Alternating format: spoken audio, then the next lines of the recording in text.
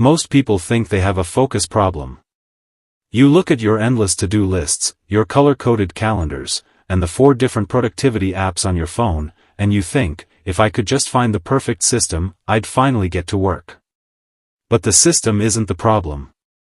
The real issue is that you are using efficiency to hide from execution. You're organizing the wrong things perfectly, and that constant tweaking is exactly what's keeping you stuck. There's a concept in sociology known as Goodhart's law. It states that when a measure becomes a target, it ceases to be a good measure. We've done exactly this with self-improvement. We've turned the tools of work into the proof of work. That gap between feeling exhausted at the end of the day and actually moving closer to your goals. That's where productive procrastination lives. It convinces you that cleaning your desk, watching a 20-minute tutorial, or setting up a digital planner counts as progress. But it's just a performance of readiness.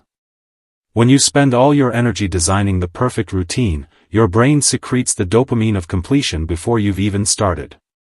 You've won an imaginary battle, which makes the real, boring work feel incredibly unappealing. The philosopher Soren Kierkegaard called this the dizziness of freedom. When your system is too complex, you aren't fighting the task, you are fighting the mental anxiety of choosing where to begin. The most productive people don't have a better app than you. They've just stripped away the layers of preparation. They understand a profound truth: action precedes clarity. We've been taught that we need to feel motivated before we act.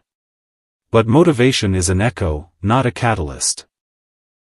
It only shows up after you've crossed the threshold of friction. If you want to write, you don't open a project management tool, you open a completely blank document. If you want to exercise, you don't spend an hour curating a playlist, you put on your shoes and walk out the door. You stop treating your mood as a prerequisite for your movement. This is uncomfortable because it strips away your excuses. When you don't have a complex system to blame, you are left alone with your own resistance.